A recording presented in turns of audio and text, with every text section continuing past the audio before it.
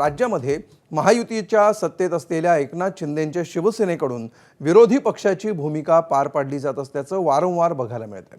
विविध योजना असोत किंवा सर्वसामान्यांचे प्रश्न, यावरून शिवसेनेनं अनेकदा राज्य आणि केंद्राच्या भूमिकेवर प्रश्न उपस्थित केले आहेत। त्यामुळेच की काय राज्यातील भाजप विरोधी राजकारणासाठी ओळखले जाणारे रवींद्र धंगेकर, बच्चू कडू यांनी एकनाथ शिंदेंना साथ दिल्याची चर्चा आहे। ठाकरेंची शिवसेना असो की शरद पवारांची राष्ट्रवादी, अनेकांनी मोठ्या प्रमाणावर शिवसेनेत प्रवेश केलाय।